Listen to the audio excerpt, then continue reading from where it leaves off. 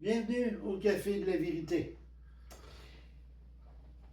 Vous savez, on approche les fêtes. Et puis, on dit les fêtes, mais c'est pas la naissance de Jésus. C'est pas vrai qu'on doit nécessairement faire le gros party, là. Hein? Mais c'est une bonne occasion pour peut-être partager la parole de Dieu. Parce que les gens vont être un petit peu plus ouverts. Oui. Yvon va nous parler aujourd'hui de... Ben, ça va virer un peu alentour de ça, la parole de Dieu. Je vais commencer par, sans vous lire tous les versets, Ecclésiaste 3 au verset 11 nous dit une chose, c'est que Dieu a mis dans le cœur de l'homme la pensée de l'éternité. On voit ça dans Ecclésiaste 3 au verset 11. Il y a un autre passage qui m'a titillé, c'est dans le livre des Actes au chapitre 17. Je vais vous donner un petit condensé de Acte 17. Si tu veux aller dans Acte 17, ça va être les versets 27 et 28. Acte 17, versets 27 et 28. Grosso modo, l'apôtre Paul, dans un de ses voyages missionnaires, il se retrouve à Athènes, en Grèce.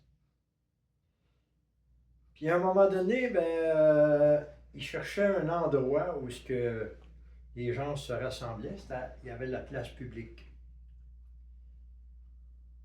Comment aborder les gens au sujet de la parole? Dieu est sage. Et Dieu nous donne aussi de la sagesse. L'apôtre Paul ne savait pas trop comment aborder ça. Fait qu'il s'est dit, je vais les prendre par leurs propres moyens. Puis par leurs propres moyens, l'apôtre Paul, il dit, écoutez, il dit, moi, je suis de passage ici, mais il dit, en me promenant dans votre ville, et il dit, j'ai découvert une chose, il dit, vous aviez plusieurs, il dit, lieux de culte, puis il dit, dans vos lieux de culte, il dit, il y a plusieurs statues qui représentent des dieux, des déesses ou quoi que ce soit. Puis il dit, à un moment donné, il dit, j'ai vu une place, et il dit, j'ai su que ce qui était marqué dessus, c'était à un Dieu inconnu. Fait que là, à partir de là, il nous a partagé l'Évangile à partir d'un Dieu inconnu, parce que dans le fond, il connaissait les divinités, mais il ne connaissait pas le seul vrai Dieu. Qu'est-il écrit dans les versets 27 et 28? Pour qu'il cherche Dieu, s'il pourrait en quelque sorte le toucher en tâtonnant et le trouver, quoiqu'il ne soit point loin de chacun de nous. Au verset 28, car en lui nous vivons, nous mouvons, nous sommes comme aussi quelqu'un de vos poètes. OK. On dit. Alors, l'apôtre Paul leur a dit, dans le fond, il dit, vous cherchez Dieu, mais comment? En tâtonnant. Le mot tâtonner veut dire essayer de trouver au hasard. Je me souviens, mon beau-frère Sam, à un moment donné, il avait amené un monsieur. La première fois qu'il sortait de la ville, il l'a emmené dans le bois, puis dans le camp où il était, écoute, t'es loin du chemin, il n'y a pas d'électricité, rien. Le soir, ils ont fermé la petite lumière à l'huile. Puis à un moment donné, le monsieur il s'appelait Marcel. Marcel, à un moment donné, il dit, Sam, j'ai peur. Sam, il dit, pourquoi t'as peur? Hey, il dit, je mets ma main de même, là, puis je la vois même pas. Il dit, elle est à peu près à 6 pouces de mon nez. C'est ça. Tâtonner, là, c'est marcher à l'aveuglette, si on veut. Mais, as-tu remarqué au verset 28 comment ce qui commence? Il dit, car en lui, la version nous dit, nous vivons. Il y a d'autres versions qui disent, en lui, nous avons la vie. Il commence par la vie, et non pas le mouvement et l'être. Concernant la vie, On parle de la vie, mais de la vie éternelle. Je prends l'exemple de Hollywood. Hollywood, là, même nous autres en 2025, si on part un peu d'un début de Hollywood, tu te souviens-tu, on avait été élevé noir et blanc à l'époque, les premiers films de Frankenstein. C'est pas d'hier, là. Frankenstein, c'est quelqu'un qui ramassait des corps, puis avec des bouts de corps, ben, il essayait de redonner la vie à quelqu'un. Hollywood nous a montré dans des films comme La Momie, La Famille Adam, surtout les films d'horreur, qu'est-ce que les gens se recherchent? Ce qu'ils appellent l'immortalité. On voit ça dans les films d'horreur, on voit ça même dans les films fantastiques, on voit ça aussi même dans les dessins animés. À quelque part, c'est que l'homme est à la recherche de quelque chose. Tout ça pour vous amener à un passage qui m'a frappé cette semaine dans mes lectures. Dans l'Évangile de Jean, au chapitre 5. Verset 39 nous dit, c'est Seigneur Jésus qui parle, et il dit, vous sondez les Écritures. Là, il y a une virgule. Là, je fais une petite pause parce que souvent, on est porté, quand on lit la parole, puis qu'on voit Jésus qui s'adresse aux dirigeants religieux, les scribes, les pharisiens, les premiers versets qui nous viennent en tête, c'est « Race de vipères, qui vous a appris à fuir? » Tu sais, on pense que Jésus est là, toujours en train de les condamner. Non. Dans le cas ici, là, Jésus ne fait aucune condamnation. Au contraire, il donne son approbation. Si vous prenez le temps de le lire tranquillement, de le décortiquer, vous allez voir que le Seigneur, il donne son approbation. Il dit, vous sondez les Écritures. Dans le fond, ce qu'il a dit, c'est très bien ce que vous faites. Puis souvent, on vous emmène des messages, puis à la fin de nos messages, on vous exhorte à prendre la parole, puis à faire la même chose, à sonder les Écritures. Mais là, il se passe quelque chose que le Seigneur Jésus leur ramène. Puis ça revient un peu au premier verset, parce que si on lit la suite du verset, il dit « Parce que en elle, vous croyez avoir la vie éternelle. » Oh! Dans le fond, ce que le Seigneur ramène aux dirigeants, il dit « Quand vous sondez les Écritures, vous êtes à la recherche de quelque chose. Vous êtes à la recherche de la vie éternelle. Vous essayez de la trouver au travers des Écritures. Est-ce que c'est mal? Non. Donc, il ne faut pas regarder ce passage-là comme quelque chose de mauvais, mais quelque chose de positif, parce que ça prouve que les dirigeants de son époque, ils essayaient de trouver quelque chose, une réponse à la question existentielle, la recherche de la vie éternelle. Vous allez voir un petit peu plus tard dans le message où est-ce que ça a parti, ça. Donc, le Seigneur, il continue, puis il veut les amener à la raison. La raison, c'est que vous pensez avoir en elle la vie éternelle. Si tu prends la parole, puis tu dis, moi je la lis, c'est ça que je veux découvrir, il y a une raison à ça. Mais la vérité, elle est là. Le Seigneur, il continue, il dit, ce sont elles qui rendent témoignage de moi. Donc, il ramène les dirigeants religieux, les scribes, les pharisiens, les érudits de la loi. Il dit, lorsque vous regardez la parole, il dit, vous essayez de trouver la vérité sur la vie éternelle, mais la vérité, là, toute la parole se tourne vers moi. Puis il dit, moi, là, il dit, où est-ce que je suis? Il dit, je suis devant vous. Le témoignage que vous recherchez, c'est moi. C'est moi, Jésus. Mais qu'est-ce qu'il dit? En disant, c'est moi, le verset 40, il dit, « Et vous ne voulez point venir à moi pour avoir la vie. » Vous Vous savez, on ne peut pas juger ni condamner les gens, parce qu'avant de connaître le Seigneur, nous autres aussi, on était comme eux autres. On ne voulait pas aller à Jésus pour avoir la vie.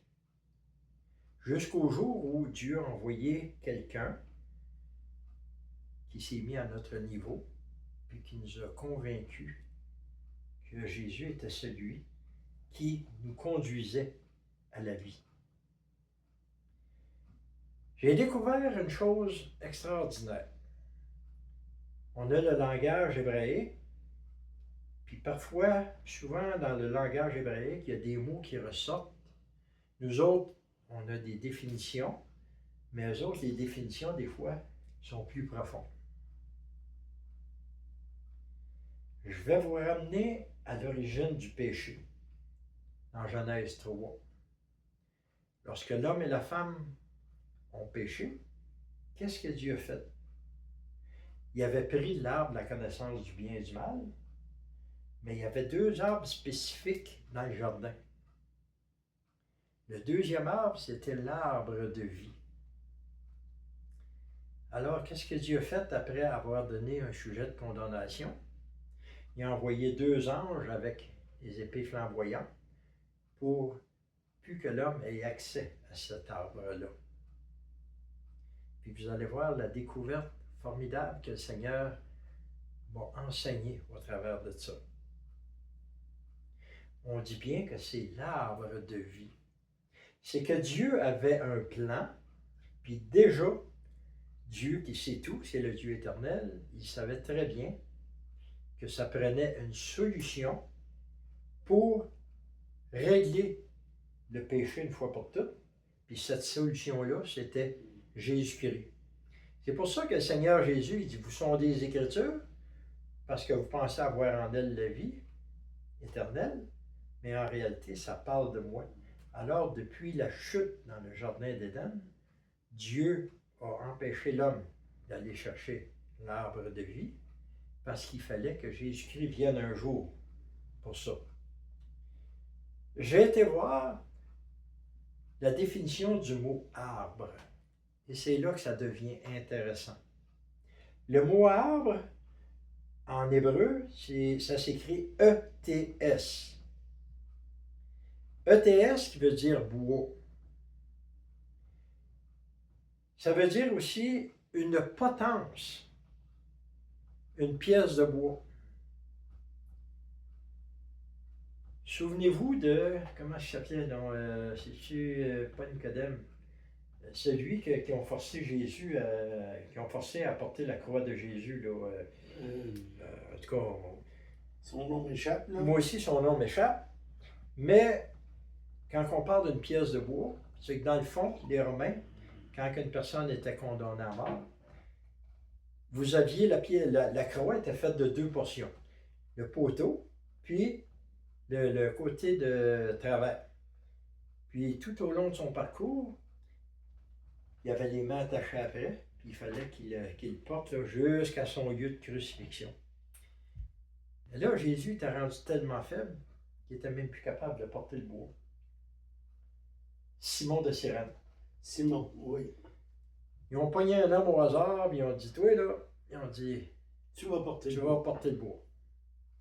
Fait que Simon a fallu qu'il charge une partie de la croix, c'était le travers, c'est-à-dire, comme on vient de le voir, une pièce de bois. Une potence, c'est quoi? Ça a rapport avec la mort, la crucifixion. Hey, j'ai resté surpris de voir que la définition de l'arbre dans Genèse 3 concerne Jésus. Je ne sais pas si vous me voyez venir tranquillement, mais c'est ça. Mais le mot être aussi, il y a ce qu'on appelle une racine primaire. La racine primaire, ça s'écrit en langue hébraïque A-T-S-A-H, qui veut dire fermé.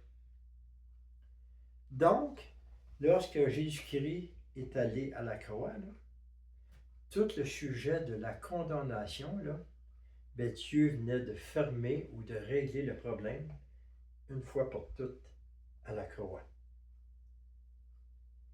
En bon québécois, Dieu a fermé la boucle avec Christ. Et là, la chose formidable, on se demande, lorsque Adam et Ève ont pris ce qu'on appelle le fruit, il y en a qui disent c'est la pomme, mais c'est pas vrai, c'est pas marqué à pomme. Non, non. Ils ont pris du fruit de l'arbre de la connaissance du bien et du mal. Mais ici, l'autre arbre, le fruit et l'arbre de vie, faites le lien de tous ensemble. Et l'arbre de vie, c'est qui? C'est Jésus-Christ. Alors, ceux qui cherchent la réponse, à savoir, c'est quoi l'arbre de vie? C'est quoi le fruit de l'arbre de vie? C'est tout simplement notre Seigneur Jésus-Christ. Parce que le mot le dit, c'est l'arbre de vie. Puis dans les premiers versets, dans Acte 17, en lui, nous avons quoi? La vie. Il n'a pas commencé par le mouvement et l'être, mais il a commencé par la vie.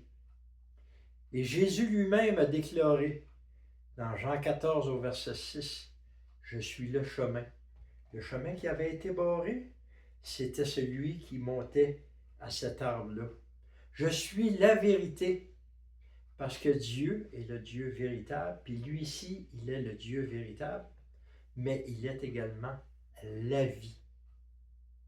Alors, la période de Noël, là, celle qu'on vit là, présentement, Dieu avait un but. Ce n'est pas de regarder spécifiquement, c'est pas méchant de s'arrêter à penser à la naissance que Christ est venu, mais le but principal de Jésus, puisque Dieu nous demande de se rappeler principalement, puis Jésus lui-même l'a fait, parmi les fêtes. La fête principale, c'était la fête de Pâques. Mais le Seigneur, oui. Sa mort à la croix, C'est ça qui est sa important. résurrection, c'est ce qui est important. C'est ça qui nous donne la vie. Oui. Puis le Seigneur Jésus, là, quand il a institué ce qu'on appelle la Sainte Seine, il a pris du pain, il dit, ceci est mon corps, livré pour vous. Il a pris la coupe, puis il dit, ceci est la coupe de mon sang qui a été versée pour vos péchés. Voyez-vous que il fallait qu'il vienne dans le monde, mais dans le fond, le but ultime, c'était ce que Dieu avait préparé depuis que l'homme avait péché, c'est-à-dire la venue de Jésus-Christ. Cet arbre de vie-là, où l'accès avait été fermé, Dieu préparait ça avec Jésus-Christ pour qu'on ait accès à cet arbre de vie-là. Puis pour avoir accès, ben nous autres, notre job, si on veut, c'est de vous faire découvrir au travers des Écritures qui est cet arbre de vie-là, c'est-à-dire Jésus-Christ. Alors, si vous voulez sonder les Écritures, ayez ça en pensée. Dans vos pensées, enlignez-vous pour découvrir l'arbre de vie qui est Jésus-Christ. Puis dans son entretien avec Nicodème, le plus beau des versets, je dirais que ça, c'est le verset de Noël qui dit « Car Dieu a tant aimé le monde qu'il a donné son Fils unique afin que quiconque croit en lui ne périsse point, mais qu'il ait la vie éternelle. » Alors là-dessus, je vous souhaite une bonne réflexion, puis que le Seigneur vous bénisse, puis cherchez et sondez au travers des Écritures à découvrir Jésus-Christ, la vie éternelle, l'arbre de vie. Si je vous pose une question, je mets la situation. T'es couché cette nuit, et le cœur, crise de cœur, donc tu meurs là. Et là, tu arrives devant l'entrée au ciel, toc, toc, toc. Et là, il y a quelqu'un qui te répond et dit « Hey, pourquoi devrais-je te laisser entrer dans mon ciel? » Quelle sera ta réponse? Il y en a une seule qui est bonne. Une seule. C'est Jésus. C'est lui, comme on disait tantôt, qui est venu, qui est mort sur la croix, qui a été ressuscité après 3 jours, 3 nuits. Il a été ressuscité des morts pour que son sang versé nous lave de nos péchés. Et la Bible dit, si tu crois en cela, tu seras sauvé. C'est par la foi que nous sommes sauvés, non par les œuvres, non par une religion. On arrive à Noël. Aujourd'hui, on est le 20. Le 20. Et